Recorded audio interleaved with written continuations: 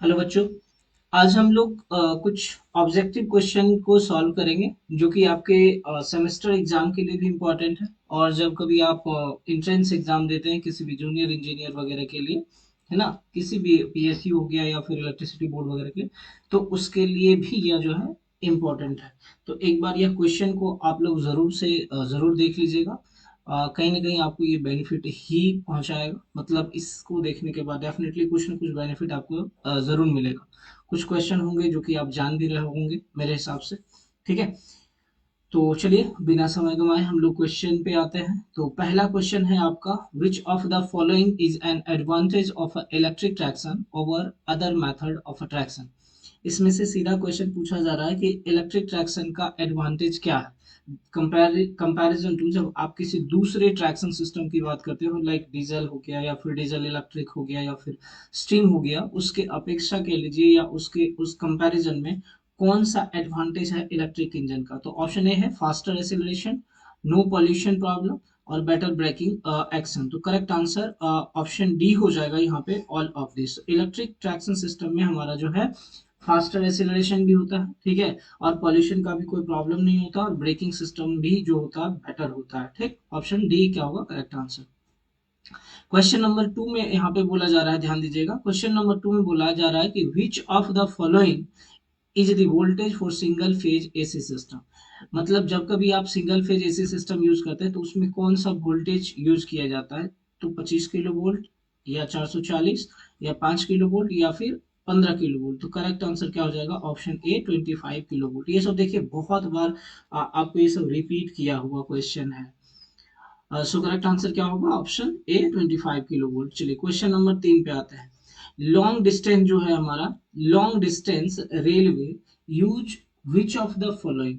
जब आप long distance railway की बात करते हैं तो इसमें कौन सा सिस्टम कह लीजिए कि यूज किया जाता है।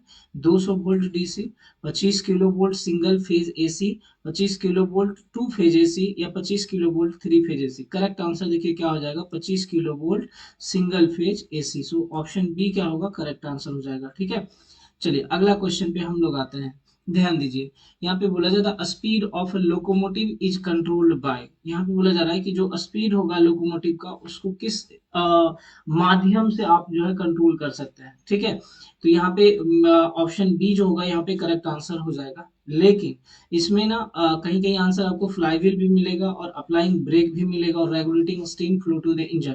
गलत कोई नहीं है, ठीक है। फ्लाईव्हील के कंट्रोल का यूज करके भी आप जो है स्पीड को कंट्रोल कर सकते हैं, ब्रेक को अप्लाई करके भी स्पीड को कंट्रोल कर सकते हैं। ठीक है, और इनिशियली जब स्टीम इंजन यूज किया जाता था तो उस टाइम में आप रेगुलेटिंग स्टीम का भी बात करते थे, उसको भी फ्लो करा करके इंजन के स्पीड को कंट्रोल कर सकते हैं। बुक वगैरह में आप देखेंगे ना तो ऑप्शन डी जो है इसका करेक्ट आंसर दिया हुआ मिलेगा और कहीं कहीं आपको गियर बॉक्स भी मिलेगा। तो मेरे हिसाब से एक बार ना आप इसको क्रॉस चेक कर लीजिएगा, ठीक है, तो वो बेटर होगा। ठीक ना, चलिए तो इसको एक बार आप क्रॉस चेक कर लीजिएगा, ठीक है, ये मैं आपके लिए छोड़ दे रहा हूँ होमवर्क पे। ठीक, चलिए अगला क्वेश्चन है आपका, main traction system used in India are those using. देखिए बोला जा रहा है कि इन इंडिया में जो है ट्रैक्शन सिस्टम कौन कौन सा यूज किया जा रहा है कहिए हम लोग। ठीक है, तो इलेक्ट्रिक लोकोमोटिव भी यूज करते हैं, डीजल इंजन लोकोमोटिव भी यूज करते हैं और डीजल इलेक्ट्रिक लोकोमोटिव भी यूज करते हैं। ठीक है, इस दोनों में आपको डिफरेंसेस पता है। ये हमारा आईसी इंजन की बात होती है सिर्फ और सिर्फ, ठीक है, इसमें इलेक्ट्रिसिटी नहीं रहता है। और जब आप डीजल इलेक्ट्रिक की बात करते हैं तो ये हमारा इसमें इलेक्ट्रिसिटी की भी बात होती है। ऐसे engine along with that alternator वगैरह लगा होता है, ऑलरेडी मैंने ये सब चीज आपको बता रखा है। ठीक है ना, तो यहाँ पे करेक्ट आंसर क्या हो जाएगा, option D all of this. तो सारा का सारा हम लोग इंडिया में अभी यूज कर रहे हैं। हाँ, ये जरूर है कि धीरे धीरे हम लोग इलेक्ट्रिक लोकोमोटिव पे फोकस कर रहे हैं और मोस्टली जो भी लोकोमोटिव है वह इलेक्ट्रिक ही यूज किया जा रहा है। जहाँ पे मतलब नॉन इलेक्ट्रिफाइड एरिया है, जहाँ पे इलेक्ट्रिसिटी नहीं आया है, वहां पे हम लोग अभी भी डीजल इलेक्ट्रिक इंजन यूज करते हैं। क्लियर, चलिए अगला क्वेश्चन है question number six. In India diesel locomotive are manufactured at. India में डीजल लोकोमोटिव जो होता है वो कहाँ पे मैन्युफैक्चर होता है। तो करेक्ट आंसर क्या हो जाएगा, ऑप्शन बी वाराणसी। ठीक है ना, वाराणसी कर लीजिएगा। ठीक, और इलेक्ट्रिक लोकोमोटिव का भी आपसे पूछा जाएगा कभी कभी, ठीक है, कि इलेक्ट्रिक लोकोमोटिव कहाँ पे है। तो ये होता है आपका चितरंजन। ठीक है ना, ये चितरंजन जो है बंगाल में पड़ता है, ठीक है, आसनसोल के आसपास। तो वो चितरंजन में आपका इलेक्ट्रिक लोकोमोटिव भी बनता है, ठीक है ना। वाराणसी में डीजल लोकोमोटिव। चलिए, करेक्ट आंसर ऑप्शन बी होगा इसका, वाराणसी। अगला क्वेश्चन देखिए, बोला जा रहा है कि for diesel locomotive the range of a horse power, diesel locomotive के लिए कितने रेंज, मतलब कितने एचपी का कह लीजिए, जो आप यूज करते हैं मोटर, वो यूज किया जाता है। 50 से 2, या 500 से 1000, 1500 से 2500, या 3000 से 2500। तो करेक्ट आंसर देखिए ऑप्शन सी हो जाएगा, 1500 से 2500 का, ठीक है। करेक्ट आंसर क्या होगा, ऑप्शन सी, 1500 टू 2500 एचपी, ठीक है। आपको ऑलरेडी नोमेनक्लेचर में मैंने बताया भी होगा कैसे आप पहचानेंगे कि डीजल लोकोमोटिव है या इलेक्ट्रिक लोकोमोटिव है या बैटरी से ऑपरेट होने वाला है ना। इन सब चीजों को ऑलरेडी मैंने बता रखा है। चलिए, अगला क्वेश्चन पे आइए, question number 8। Sorry, the locomotive has the highest operational availability, इसमें से कौन सा लोकोमोटिव है जिसका मतलब समझ लीजिए कि ऑपरेशन इसका बेहतर है और इजी वे में आपका अवेलेबल रहता है, इलेक्ट्रिक, डीजल, स्टीम, या ऑल ऑफ दिस। तो करेक्ट आंसर क्या हो जाएगा, ऑप्शन ए, इलेक्ट्रिक लोकोमोटिव। इसका ऑपरेशन भी हमारा क्या होता है, अच्छा भी होता है, और इसके पास बहुत सारे एडवांटेज भी है आपका, ठीक है ना। चलिए, क्वेश्चन नंबर 9 पे, horse power of a steam locomotive. देखिए, अभी आपने डीजल लोकोमोटिव का देखा है कुछ देर पहले तुरंत।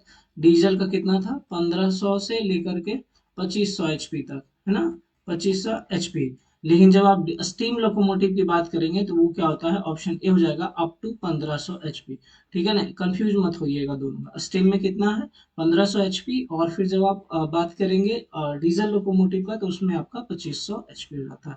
मतलब 1500 से 2500 एचपी तक का रेंज दिया हुआ है, उस बीच में यूज किया जाता है। चलिए, क्वेश्चन ऑप्शन ए इसका करेक्ट आंसर है। चलिए, क्वेश्चन नंबर 10 पे आते हैं, overall efficiency of a steam locomotive is around, ठीक है। स्टीम लोकोमोटिव जो होता है उसका ओवरऑल इफिशियंसी कितना होता है, हम लोग उसकी बात कर रहे हैं। तो 5 से 10%, 15 से 20%, और 25 से 30%, और 35 से 45%। देखो, जब हम स्टीम की बात करेंगे तो ये 5 से 10% होगा। डीजल में हमारा 15 से 20 तक आ जाता है, आगे हम लोग देख लेंगे, ठीक है। तो इस हिसाब से यहाँ पे स्टीम लोकोमोटिव का ओवरऑल एफिशिएंसी कितना होता है, 5 से 10%। क्लियर। चलिए, अगला क्वेश्चन पे आते हैं, in tramways which of the following motor is use. भैया, इसमें आराम से आप देख सकते हैं, ट्रामवेज में हम लोग डीसी यूज करते हैं, ये आपको बताया हुआ है। क्वेश्चन भी ऑलरेडी कई बार बताया हुआ है, 600 से लेकर के 750 वोल्ट डीसी हम लोग यूज करते हैं, ये भी ध्यान दीजिएगा, पूछा जाता है। तो इसमें कौन सा मोटर हम लोग यूज करेंगे, तो डीसी सीरीज मोटर, ठीक है। ऑप्शन बी क्या होगा इसका करेक्ट आंसर हो जाएगा, करेक्ट। चलिए, अगला क्वेश्चन ध्यान दीजिएगा, ये सब गलत मत करके आइएगा, ये सब क्वेश्चन आपको हल्के में मत लीजिएगा, नहीं तो फिर गलत जाने का भी चांस रहेगा आपका, ठीक है। क्योंकि ट्रामवेज में आप हमेशा डीसी यूज करते हो, तो डीसी शंट या डीसी सीरीज ही यूज हो सकता है। तो शंट तो आपका ट्रैक्शन में होता नहीं है, यूज कौन सा होगा, डीसी सीरीज मोटर। चलिए, करेक्ट आंसर बी है। क्वेश्चन नंबर 12 पे आते हैं, in steam locomotive electric power is provided through. Steam locomotive के केस में इलेक्ट्रिक पावर जो है वो प्रोवाइड किया जाता है, ठीक है। आपको अगर थर्मल पावर प्लांट पढ़े होंगे तो याद होगा कि कैसे हम इलेक्ट्रिसिटी जनरेट करते हैं। स्टीम पावर प्लांट या थर्मल पावर प्लांट में एक अल्टरनेटर लगा करके रखते हैं, और उसके मदद से आप इलेक्ट्रिसिटी को प्रोड्यूस करते हैं। तो वही चीज यहाँ पे है कि स्टीम लोकोमोटिव में आप इलेक्ट्रिकल पावर कहाँ से लेते हैं, ओवरहेड लाइन से या बैटरी सिस्टम से, तो ये नहीं होगा आपका, ठीक है। स्मॉल टर्बो जनरेटर, बिल्कुल स्मॉल टर्बो जनरेटर का आप इस्तेमाल कर सकते हैं स्टीम लोकोमोटिव में इलेक्ट्रिसिटी को ऑब्टेन करने के लिए। सो करेक्ट आंसर क्या हो जाएगा, ऑप्शन सी, ठीक है। चलिए, अगला क्वेश्चन पे आते हैं हम लोग, which of the following drives is suitable for mines where explosive gas exist. कौन सा ड्राइव होता है जो कि एक्सप्लोसिव गैस जहां पे रहता है वहां पे उसको सुटेबल माना जाता है, मतलब समझे। मतलब समझ लिए कि कहीं पे गैसी माइंस है या कोल माइंस है, जहां पे होगा वहां पे कौन सा ड्राइव यूज किया जाता है। तो करेक्ट आंसर क्या हो जाएगा आपका, बैटरी लोकोमोटिव। ऑलरेडी ये सब क्वेश्चन मैंने बताया आपको, ठीक है। इसलिए यूज किया जाता है कि आग लगने का पॉसिबिलिटी हाई होता है, फ्लेमेबल ज्यादा रहता है गैसी माइंस में। इस कारण से हम लोग जिसमें भी मतलब हाईली फ्लेमेबल कह सकते हैं, हम उसका यूज नहीं करना चाहते। लाइक डीजल आपका हाईली फ्लेमेबल है, तुरंत जल सकता है आपका, ठीक है, आग लगने का पॉसिबिलिटी हाई रहता है। लेकिन बैटरी लोकोमोटिव में कुछ भी किसी भी प्रकार का कोई मतलब फ्लेमेबल थिंग आप यूज, जलने योग्य आप नहीं यूज करते हैं, ठीक ना। तो इस कारण से हम क्या है कि बैटरी लोकोमोटिव का ही यूज करते हैं। So correct answer option C हो जाएगा, ध्यान रखिएगा, ठीक है। गैसी माइंस देगा या फिर आपका कोल माइंस वगैरह में भी आप लोग जनरली यूज करते हैं बैटरी का। सो करेक्ट आंसर यहाँ पे ऑप्शन सी। क्वेश्चन नंबर 14 में आइए, in case of locomotive the tractive power is provided. बोला जा रहा है कि लोकोमोटिव में जो ट्रैक्टिव पावर प्रोवाइड किया जाता है कैसे, मतलब किस तरह से। ये स्टीम इंजन की बात कर रहे हैं, single cylinder double acting steam engine, double cylinder single acting steam engine, या double cylinder double acting steam engine, या फिर सिंगल स्टेज स्टीम इंजन। तो करेक्ट आंसर देखिए इसका हो जाएगा option C, double cylinder double acting steam engine. जब steam engine आप पढ़े होंगे या थर्मल पावर प्लांट में, तो वहां पे भी आपको ये बताया गया होगा डबल सिलेंडर या डबल एक्टिंग स्टीम इंजन। ठीक है, स्टीम में मैंने आपको ये भी आपका जिक्र किया था, राइट। चलिए अगला क्वेश्चन है question number 15। The wheels of a train engine as well as bogies are slightly tapered। जो व्हील्स होता है लोकोमोटिव का, ठीक है ना, उसमें आप देखे होंगे कि लोकोमोटिव की बात कर लीजिए, मतलब इंजन की बात कर लीजिए, या फिर जो बोगीज होता है ना, उसकी बात कर लीजिए, सब में आप देखिएगा कि व्हील जो होता है वो थोड़ा टैपर्ड किया रहता है। ऐसा क्यों? ताकि वो आसानी से क्या हो सके, मुड़ सके, टर्न वगैरह पे इजीली क्या हो, मुड़ सके आपका, ठीक ना, टर्न ले सके। इस कारण से हम लोग क्या करते हैं, टैपर्ड करते हैं। तो करेक्ट आंसर क्या हो जाएगा यहाँ पे, ऑप्शन डी हो जाएगा, facilitate in taking turns. Correct answer option D हो जाएगा, ठीक है।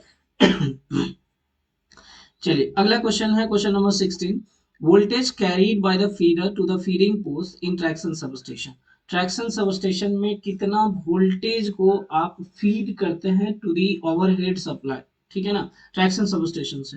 तो ट्रैक्शन सबस्टेशन ध्यान दीजिएगा, आपका कभी भी मैंने आपको जब बताया होगा यूनिट 2 में, शायद मैंने आपको बताया था फीडिंग पोस्ट के बारे में, या फिर सेक्शनिंग या सब सेक्शनिंग वगैरह के बारे में। वहां पे आप 220 यूज कर सकते हैं, या 132 यूज कर सकते हैं, या 66 भी यूज कर सकते हैं, से लेकर यहाँ पे 25 किलो वोल्ट, कुछ ऐसा रहता था आपका, ठीक है ना। ये रेंज जनरली आप यूज करते थे।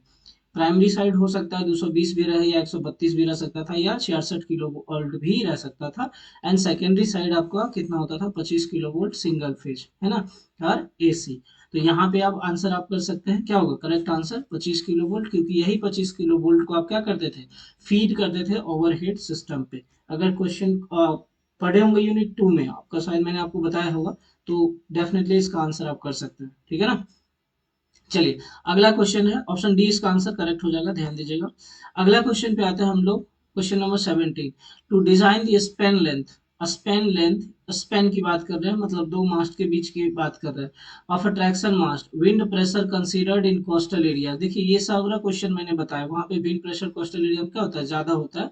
करेक्ट आंसर इसका क्या हो जाएगा, 98 kg पर स्क्वायर मीटर, ठीक है, या पर मीटर स्क्वायर हो जाएगा आपका, ठीक है, 98 kg। ये सब क्वेश्चन देखो धरले से कराया हुआ है।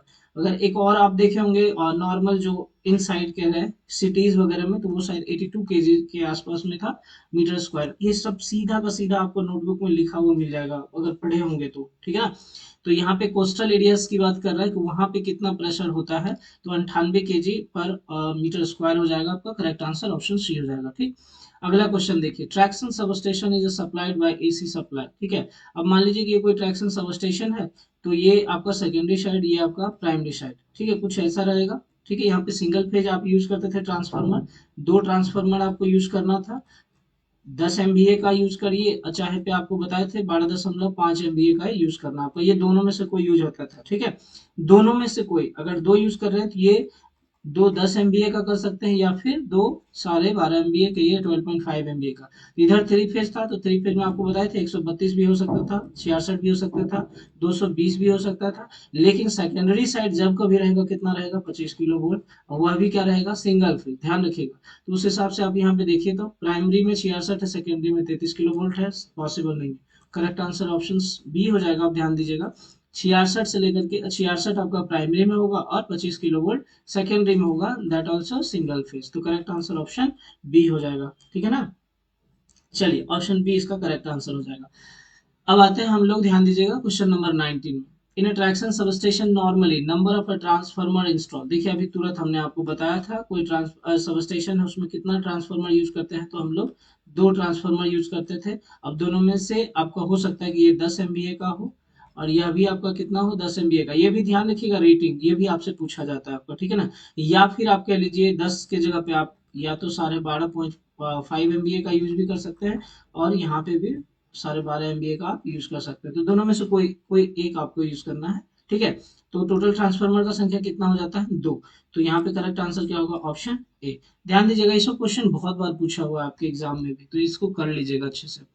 क्वेश्चन नंबर 20 में इंटरप्टर्स आर, इंटरप्टर जो होता है वो कहाँ यूज किया जाता है या कैसा होता है, ये इसके बारे में भी मैंने आपको बताया था। अगर आपको याद होगा, फीडिंग पोस्ट में या सब सेक्शन के बारे में बताया होगा, या ट्रांसफॉर्मर या ट्रैक्शन सबस्टेशन के बारे में बता रखा है, तो बताया था, ठीक है ना। तो वहां पे इंटरप्टर का भी जिक्र हम लोग किए थे, ठीक है ना। ये जस्ट आइसोलेटर के जैसा कह लीजिए ही होता है, लेकिन इसको क्या है कि हम लोग मैनुअली भी ऑपरेट करा सकते हैं या फिर हम रिमोट कंट्रोल के माध्यम से ऑपरेट कराते हैं।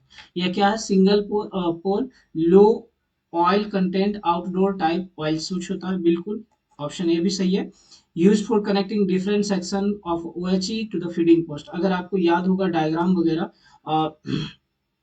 फीडिंग पोस्ट का या फिर आप कह लीजिए सब स्टेशन वगैरह का, जिसमें कि आपको बताया थे पैरेललिंग सेक्शन या सब सेक्शनिंग के बारे में, इन सब का जब जिक्र कर रहे थे आपको, तो उस टाइम में मैंने आपको बताया होगा, तो वहां पे इंटरप्टर आप यूज किए होंगे, ठीक है। तो वहां की ही बात किया जा रहा है न, तो वहां पे आप देखे होंगे अलग अलग जो सेक्शन होता था उसको भी जोड़ने के लिए भी हम लोग यूज करते थे, ठीक है ना। ऑप्शन सी है normally arrange for remote control, इसको रिमोट कंट्रोल के द्वारा भी ऑपरेट कराए थे, इसी को ऑपरेट कराने के लिए आप बैटरी वगैरह का यूज करते थे। सो करेक्ट आंसर यहाँ पे ऑप्शन डी हो जाएगा, ऑल ऑफ दिस, ठीक है। चलिए, तो करेक्ट आंसर क्या होगा, ऑप्शन डी। क्वेश्चन नंबर 21 पे आइए, इच फीडिंग पोस्ट सप्लाई, देखिए मैंने आपको बताया हुआ, यहाँ पे अगर मान लीजिए कोई ट्रैक्शन सब स्टेशन है, यहाँ से आप दो लेके आते थे, एक अप एक डाउन, एक यहीं से रखते थे, दो इन द सेंस की दो तो रखते ही थे, यहाँ पे दो सेक्शन हम लोग बनाते थे, और यहाँ पे आप एक न्यूट्रल सेक्शन बना देते थे, याद कीजिए अगर याद हो तो, बनाते थे, आधा इधर और आधा इधर रह जाता था, फिर आपको यहाँ पे एक न्यूट्रल सेक्शन बनाते थे कुछ ऐसा, ठीक। तो इस तरह से हम लोग बनाते थे, या फिर यहाँ पे आप ना इंसुलेटेड ओवरलैप भी यूज करते थे, इंसुलेटेड ओवरलैप, ठीक। तो मतलब इसी से सप्लाई इधर भी आ रहा है इधर भी आ रहा है, तो हम लोग कितना सेक्शन बनाते थे, दो सेक्शन बना देते थे यहाँ पे। तो यहाँ पे भी हमेशा फीडिंग पोस्ट में कितना सेक्शन रहता है, तो दो सेक्शन रहता है, आपको ध्यान रखिएगा, ठीक। याद कीजिए सब सेक्शन वगैरह जब आपको बता रहे थे ना, तो उस टाइम में हमने इसका इस टाइप से जिक्र किया था, ठीक है। चलिए, तो यहाँ पे क्या होगा, करेक्ट आंसर ऑप्शन बी हो जाएगा, दो सेक्शन, ठीक है, ऑप्शन बी। क्वेश्चन नंबर 22 पाइए, spacing of AC traction substation are, ध्यान कीजिए जो ट्रैक्शन सब स्टेशन जो होता था उसका मतलब दो ट्रैक्शन सब स्टेशन अगर टीएसएस है, तो इसके बीच का डिस्टेंस कितना बताया था मैंने आपको, 50 टू 90 किलोमीटर बताया होगा आपको, याद कीजिए। ये सब क्वेश्चन डायरेक्ट लिखा हुआ है आपका, ठीक है। करेक्ट आंसर ऑप्शन क्या हो जाएगा, और डी 50 टू 90 किलोमीटर, ठीक है ना, ऑप्शन डी इसका करेक्ट आंसर हो जाएगा। मतलब दो सब स्टेशन के बीच के डिस्टेंस की बात किया जा रहा है यहाँ पे, है ना। चलिए अगला क्वेश्चन पे आते हैं, क्वेश्चन नंबर 23। बोला जा रहा है कि maximum distance of a location of a sub station from feeding post, ध्यान कीजिए ये आपका ट्रैक्शन सब स्टेशन है, ये सब आपको क्वेश्चन सीधा सीधा लिखा हुआ है, नोट्स जब आप रेफर कीजिएगा ना, इस सब क्वेश्चन में आपको थोड़ा सा भी डाउट नहीं होगा। टीएसएस है आपका, यहाँ से पूछा जा रहा है ट्रैक्शन सब स्टेशन से जो आप फीडिंग पोस्ट आप बनाते थे, है ना, फीडिंग पोस्ट जो एफपी बनाते थे, वह कितने दूरी पे रहता था, तो जनरली हम आपको बताएंगे 1 to 2 किलोमीटर, ठीक है ना, दो एक से लेकर के 2 किलोमीटर, ठीक ना। तो करेक्ट आंसर यहाँ पे क्या होगा, ऑप्शन डी 2 किलोमीटर हो जाएगा। So option D will be the right answer. Question number 24 पे आते हैं, voltage carried by the feeder to the feeding post in traction substation, बताइए ये सब क्वेश्चन तो आराम से आप कर सकते हैं, कितना होना चाहिए, 25 किलो वोल्ट होना चाहिए, फीडर की बात कर रहे हैं, सो option D will be the right answer, ठीक है, 25 किलो वोल्ट, ध्यान रखिएगा, ठीक। चलिए अगला आते हैं क्वेश्चन नंबर 25 पे, to design the span length of a traction mast pressure considered in coastal area, अरे यार ये क्वेश्चन रिपीटेड है, अभी तुरंत आंसर इसको कर लेना चाहिए आपको फटाफट। ऑप्शन सी इसका क्या होगा, करेक्ट आंसर हो जाएगा, ठीक है, ऑप्शन सी क्या होगा, करेक्ट आंसर हो जाएगा आपका, ठीक। 98 केजी पर मीटर स्क्वायर कह लीजिए, या 98 केजी पर मीटर स्क्वायर, हाँ करेक्ट है, ठीक है, यही प्रेशर होगा हमारा कोस्टल एरिया में।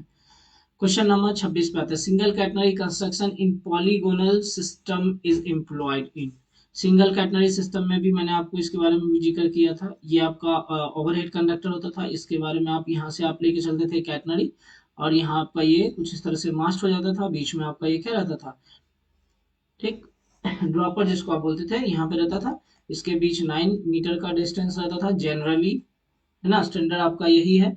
और ये हमारा कितना होता था, 72 मीटर का, ये स्टैंडर्ड है आपका, ठीक है। कम भी हो सकता है, ज्यादा भी हो सकता है, डिपेंडिंग अपॉन एरिया कह लीजिए, या फिर कर्वेचर कह लीजिए, या लोकेशन कह लीजिए, ठीक। तो इसमें जो वोल्टेज रहता था कितना रहता था, अब तो ये सब आंसर आपको करना चाहिए, 25 किलो वोल्ट हो जाता था, ठीक है। Option C will be the right answer, ठीक है, 25 किलो वोल्ट। क्वेश्चन नंबर 27 पे आइए।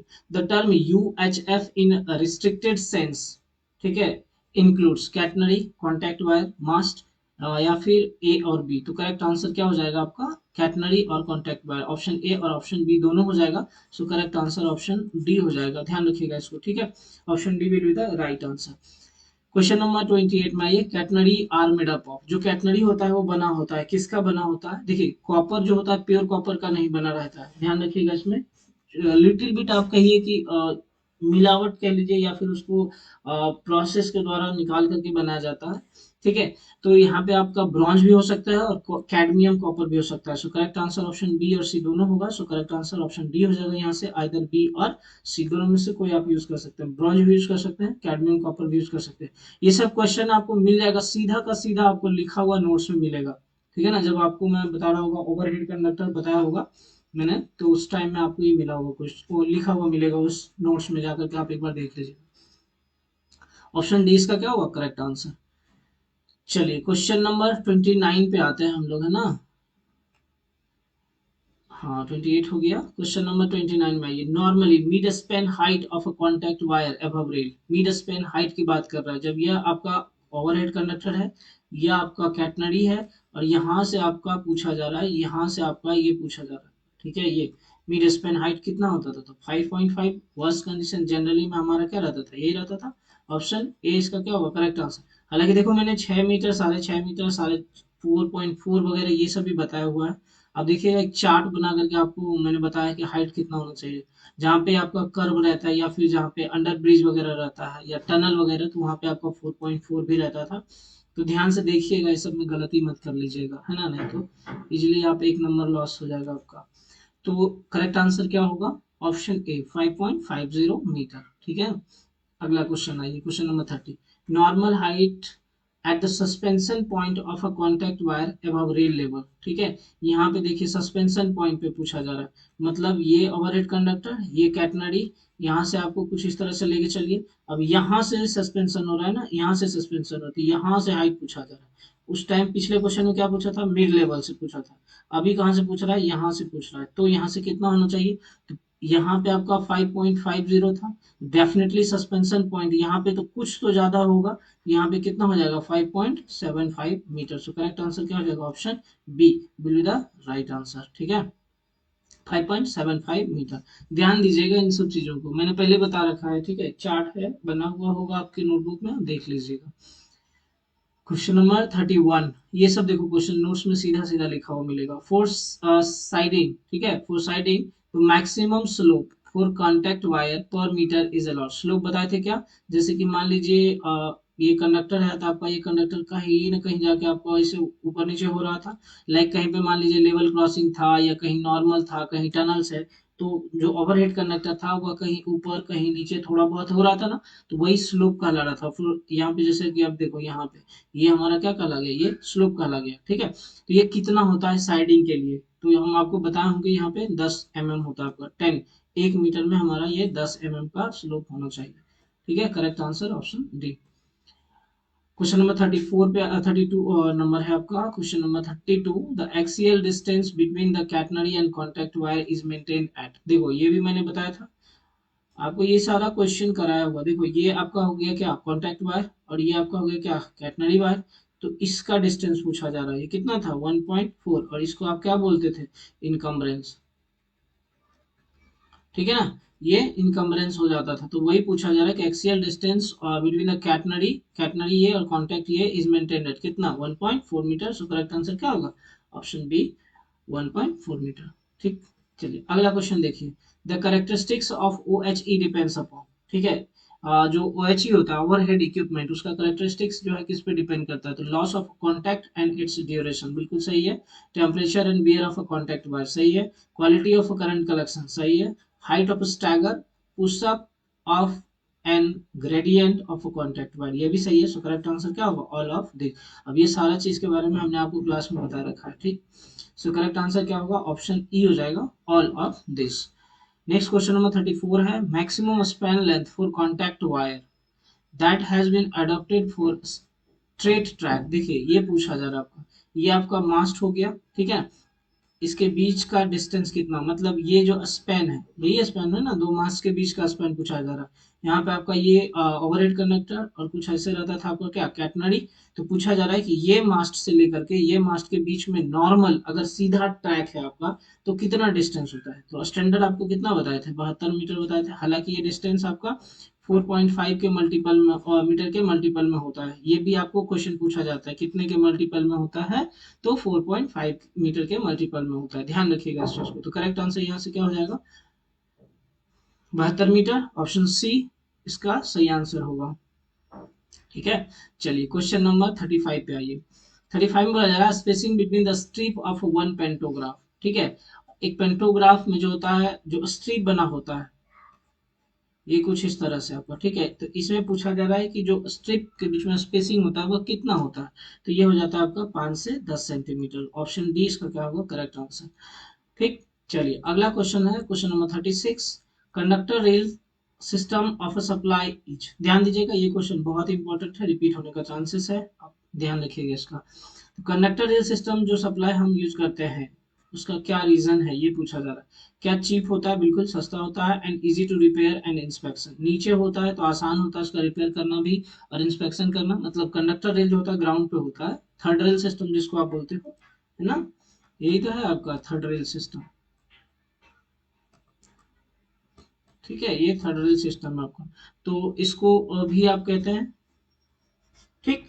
तो ये सस्ता भी होता है और इजी भी होता है रिपेयर करना इसको। Suitable for heavy current collection at a voltage up to 1200 volt. देखिए थर्ड रेल जो होता है ना, जो मतलब नीचे ग्राउंड की बात कर रहे हैं आप, ठीक है। तो वो जो है जनरली 1200 वोल्ट तक आप यूज करते हैं। हालांकि डीसी सप्लाई, डीसी यूज होता है, जब डीसी बात करेंगे तो 3000 भी यूज होता है, ऐसा नहीं कि नहीं यूज होता है, ठीक है। लेकिन 1200 वोल्ट आपका जब थर्ड रेल की बात करेंगे तो 1200 वोल्ट तक आपका यूज किया जा सकता है, ठीक। क्लियर ना, जैसे 1200 वोल्ट से ऊपर होगा ये ओवरहेड में आ जाता है आपका। अगला सी आता है, universally use for AC railway. बिल्कुल भी नहीं, एसी नहीं होता है ये, किसके लिए यूज होता है? डीसी के लिए यूज होता है, ठीक ना। थर्ड रेल हमेशा डीसी रेलवेज के लिए होता है, जहां पे कि आप डीसी सप्लाई प्रोवाइड करते हैं। तो करेक्ट आंसर क्या होगा? Option A, both A and B. तो ए भी हो जाएगा आपका और बी भी हो जाएगा आपका, ठीक है। 1200 वोल्ट के लिए भी आपका सुटेबल होता है और आसान भी होता है, इसको रिपेयर करना, इंस्पेक्शन करना आसान होता है, सस्ता भी होता है, ठीक। चलिए correct answer option D. Question number 37 पे आइए। Pole collector is universally used for. Pole collector जो होता है किसके लिए यूज किया जाता है? बिल्कुल ट्रॉली बस में आपने यूज किया होगा पोल कलेक्टर, ठीक है ना। इसी को आप ट्रॉली कलेक्टर भी बोलते हैं, इसलिए इसका ट्रॉली बस में यूज होता है। अब अगर ट्रॉली बस देखेंगे तो उसका बहुत ज्यादा स्पीड नहीं होता है, सो लो स्पीड के लिए भी आप इसको यूज कर सकते हैं। 25 से 30 यहाँ किलोमीटर पर आवर होगा, ठीक है, किलोमीटर पर आवर, इतना स्पीड तक के लिए आप यूज कर सकते हैं। या फिर आपका main covering in traffic up to a distance of 4 to 5 metre from the contact bar, ये भी सही है आपका। सो करेक्ट आंसर क्या होगा? Option D, all of this, ठीक है। चलिए अगला क्वेश्चन पे आते हैं हम लोग। पेंटोग्राफ इज राइज्ड और lowered, lowered from the driver cab by. देखो बोला जा रहा है कि पेंटोग्राफ को राइज किया जा सकता है या लोअर्ड किया जा सकता है, मतलब उसको कांटेक्ट वायर से टच करने के लिए उठाया जाता है, फिर उसको जब कांटेक्ट को खत्म करना रहता है या कांटेक्ट को हटाना रहता है तो उसको क्या किया जाता है? डाउन किया जाता है, ठीक है ना। तो किस मेथड से किया जाता है ये देखिएगा, नोट्स में लिखा हुआ मिलेगा आपको। एयर रेस्ट, ग्रेविटी लोअर्ड या air rest spring lowered, spring rest और एयर लोअर्ड, ठीक है। और करेक्ट ऑप्शन सी में है due to methods mention in A B और सी। तो मतलब यहाँ के हिसाब से ऑप्शन डी जो होगा इसका करेक्ट आंसर हो जाएगा। तो आप ऑप्शन डी ही आंसर कीजिएगा इसमें, अगर सब दिया हुआ तो। नहीं अगर सब दिया रहेगा तो ऑप्शन सी कीजिएगा, स्प्रिंग रेस्ट, एयर लोअर्ड, ठीक है। अगर मान लीजिए यही तीनों आपका दिया, हालांकि तीनों मेथड यूज किया जाता है बट जनरली अभी जो है स्प्रिंग रेज्ड और एयर लोअर्ड का हम यूज करते हैं। सो ऑप्शन सी भी हो सकता है अगर ऑल ऑफ दीज आंसर नहीं रहेगा तो। अगर ऑल ऑफ दीज है आपके पास, तीनों ऑप्शन है और ऑल ऑफ दीज भी है, तो correct answer all of these हो जाएगा, जैसे कि अभी यहाँ इस क्वेश्चन में दिया हुआ है, ठीक है। तो इस क्वेश्चन में आपका ऑप्शन डी करेक्ट हो जाएगा, ठीक है ना। चलिए क्वेश्चन नंबर 39 में देखिए, pantograph is used where operating speed is as high. हम लोग जनरली क्या करते हैं, पेंटोग्राफ का यूज करते हैं जहाँ पे कि स्पीड हाई होता है। तो कितना स्पीड तक, जनरली हम लोग 100 मतलब 100 टू 130 किलोमीटर पर आवर पर सेकंड पर आवर कह लीजिए। यहाँ पे स्पीड होगा, ध्यान रखिएगा, शायद यहाँ पे मिस्टेक होगा, एरर मेरा है, ठीक है ना। चलिए कोई बात नहीं है। 100 टू 130 किलोमीटर पर आवर जो रहेगा, उसके लिए हम लोग यहाँ क्या करते हैं, ऑपरेटिंग स्पीड के लिए हम लोग पेंटोग्राफ का यूज करते हैं, ठीक। चलिए अगला बढ़ते हैं हम लोग, क्वेश्चन नंबर 40 पे आते हैं, interactions electric traction if contact voltage exceeds 1500 volt. ध्यान दीजिए, ठीक है, इलेक्ट्रिक ट्रैक्शन में अगर कॉन्टैक्ट वोल्टेज 1500 वोल्ट से ज्यादा हो जाता है, current collection is invariably B. Current collection जो है हम लोग यूज करते हैं किसके द्वारा, contact rail, conductor rail, overhead wire या थर्ड रेल। देखो कंडक्टर रेल और ओवरहेड थर्ड रेल दोनों एक ही चीज है, ठीक है। कॉन्टैक्ट रेल भी इसी को बोलता है। तो जब हम 1500 वोल्ट से ज्यादा होने लगता है तो हम लोग किसका यूज करते हैं, ओवरहेड वायर का यूज करते हैं। सो करेक्ट आंसर क्या हो जाएगा, ऑप्शन सी हो जाएगा आपका, ठीक है ना। चलिए अगला क्वेश्चन पे आते हैं, question number 41, Which of the following is an advantage of electric traction over the methods of traction? यार ये क्वेश्चन रिपीट है, चलिए फास्टर एक्सीलरेशन भी होगा, no pollution, better braking, all of this होगा, यहाँ ऑल ऑफ दिस होगा, ठीक है। सो ऑप्शन डी इसका करेक्ट आंसर हो जाएगा, ठीक, ऑल ऑफ दिस। अगला क्वेश्चन पे आते हैं, क्वेश्चन नंबर 42 पे, for diesel locomotive the range of horse power. ये भी क्वेश्चन शायद रिपीटेड है आपका, डीजल के लिए कितना होता था, 1500 से 2500, ठीक है। ऑप्शन सी इसका करेक्ट आंसर है। क्वेश्चन नंबर 43 में देखिए, dash locomotive has highest operational availability. तो आपका क्या होगा, इलेक्ट्रिक हो जाएगा, रिपीटेड क्वेश्चन है ये भी, ठीक है। आइए अगला इसको देखते हैं, overload capacity of a diesel engine is usually restricted to. जब डीजल इंजन की बात करते हैं, ओवरलोड कितना परसेंट तक आप कर सकते हैं, तो करेक्ट आंसर क्या होगा, 10% तक हो जाएगा। So option B will be the right answer, ठीक है, देख लीजिएगा इसको, ऑप्शन बी इसका क्या होगा, 10% हो जाएगा। चलिए क्वेश्चन नंबर 45 में आइए, लॉन्ग डिस्टेंस। ध्यान दीजिएगा, ये क्वेश्चन आपका बहुत बार पूछा हुआ है, हर साल पूछा हुआ, रिपीट किया हुआ क्वेश्चन है। तो इसका जो है ना कंफ्यूजन थोड़ा सा है, तो उसको आप ध्यान से क्वेश्चन को देखिएगा और की पॉइंट में बता दे रहा हूँ, उस हिसाब से आप आंसर कीजिएगा। In long distance electric train power for lighting in passenger coaches is provided. देखिए सिर्फ लाइटिंग है, ध्यान रखिएगा, इसमें से हमने ये नहीं बोला आपको कि एयर कंडीशनिंग भी आपको यूज करना वगैरह वगैरह। तो सिर्फ हम लाइटिंग की बात कर रहे हैं, तो हम लोग कहाँ से करते हैं, तो through individual generator off bogies and batteries, ठीक है। यहाँ पे ऑप्शन सी करेक्ट हो जाएगा, ठीक। सिर्फ लाइटिंग है आपके पास, तो कहाँ से, हर एक इंडिविजुअल कोच में कह लीजिए, बोगीज में जो होता है उसमें हम लोग जनरेटर लगा करके रखते हैं, अलॉन्ग विद दैट हम लोग बैटरी भी रखते हैं, ठीक है। उसके मदद से आप यहाँ पे लाइटिंग यूज करते हैं, ठीक। लेकिन जैसे ही एयर कंडीशनिंग आ जाता है आपका, तो फिर आपका आंसर भी बदल जाएगा, वहां पे क्वेश्चन होगा, मैं आपको बताता हूँ आगे। ऑप्शन सी इसका क्या होगा, correct answer, through individual generators of bogies and batteries. अगला क्वेश्चन, हाँ ध्यान दीजिए, हाँ यही क्वेश्चन देखिए, पावर रिक्वायरमेंट, ठीक है, power requirement of a train lighting and air conditioning is made by. देखिए यहाँ पे ट्रेन लाइटिंग भी है और एयर कंडीशनिंग भी। इसका करेक्ट आंसर ऑप्शन ए हो जाएगा, सर्वो जनरेटर, ठीक है ना। सर्वो जनरेटर, इसमें जो है ना हम लोग बात कर रहे हैं ईओजी का, इंड ऑन जनरेटर का, ठीक है। इंड ऑन जनरेटर के बारे में ऑलरेडी आप पढ़ चुके हैं, है ना। तो उसमें हम लोग क्या है, लाइटिंग के लिए भी और एयर कंडीशनिंग के लिए भी, या पेंट्री कार वगैरह जो होता है, होटल पावर जिसको आप बोलते थे, याद करो मैंने बताया होगा, होटल पावर जो होगा, उन सब चीजों के लिए हम लोग क्या करते थे, सर्वो जनरेटर का यूज करते थे। सो ऑप्शन ए क्या होगा, करेक्ट आंसर हो जाएगा यहाँ पे, ठीक है। यहाँ पे ध्यान रखना, ये कंफ्यूजिंग है, गलत मत कर लेना। दोनों क्वेश्चन नंबर 45 और 46 दोनों एक बार अच्छे से आप कर लीजिएगा, दोनों में डिफरेंस देख लीजिएगा और फिर आंसर कीजिएगा। चलिए ऑप्शन ए इसका करेक्ट आंसर करेगा। नेक्स्ट आता है क्वेश्चन नंबर 47 पे, double battery parallel block system with a nominal voltage of a 24 volt, the size of a dynamo in broad gauge।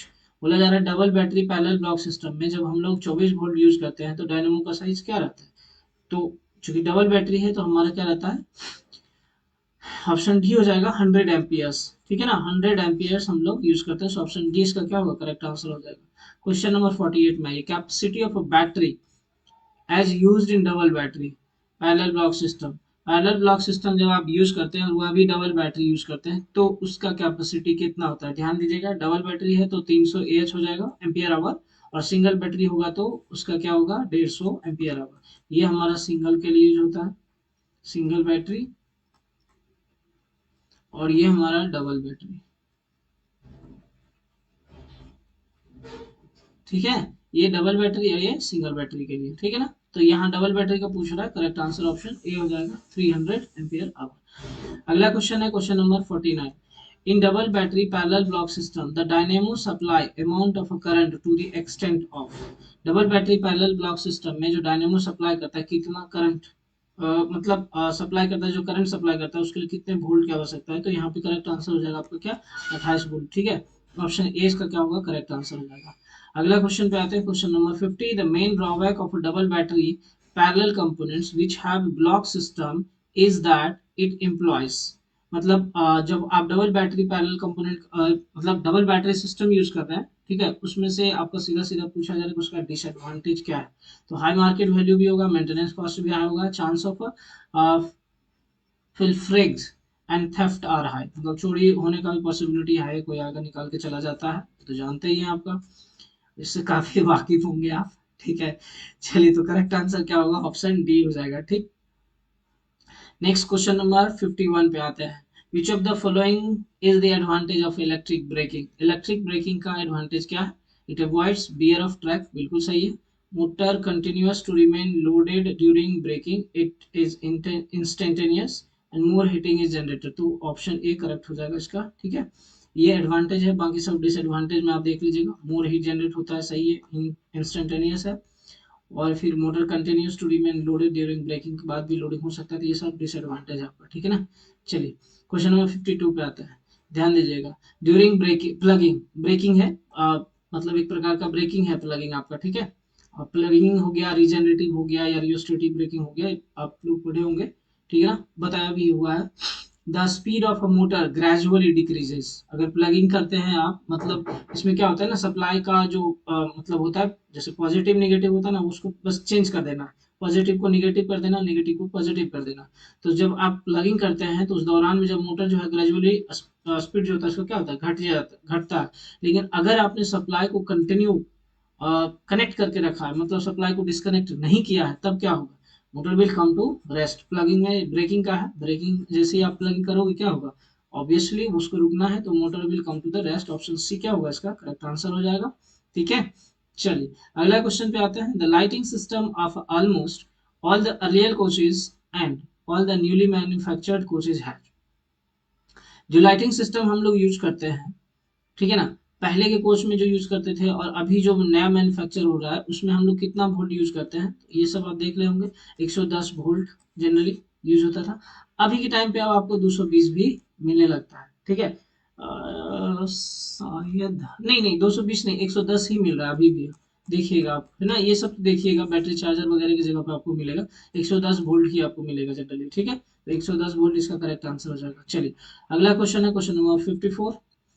The main drawback of double battery parallel components has block that it employs। Check, ये question तो repeated है शायद, देख लीजिएगा। High market value भी है, maintenance cost high, chance of pilferage and theft are high, so all of this हो जाएगा इसका। ठीक है ना, ठीक है, तो करेक्ट आंसर क्या होगा, ऑप्शन डी। तो ये कुछ क्वेश्चन था आपका, जिसको कि आप एक बार देखिएगा जरूर। ठीक है ना, इसको देखने से एटलीस्ट आप जब मतलब कोई काम भी कर रहे होंगे ना, स्पीड बढ़ा करके आप एटलीस्ट एक बार क्वेश्चन को देख लीजिएगा, ताकि माइंड में वो बना रहे। ठीक है ना, और ये क्वेश्चन से डेफिनेटली 2-4 क्वेश्चन तो आपको 20 मार्क्स में आने ही आने। ठीक है ना, 20 क्वेश्चन जो रहेंगे उसमें से कुछ 2-4 क्वेश्चन डेफिनेटली इससे रहेगा, तो ध्यान रखिएगा इस चीज को आप भी, है ना। चलिए तो आज हम लोग इतना ही रखते हैं, फिर अगले क्वेश्चन में देखेंगे, आपको कुछ और क्वेश्चन अगर हो सके तो प्रोवाइड करवा देता हूँ, या फिर कुछ इंपॉर्टेंट क्वेश्चन का मैं डिस्कशन करवा दूंगा। ठीक है, चलिए धन्यवाद।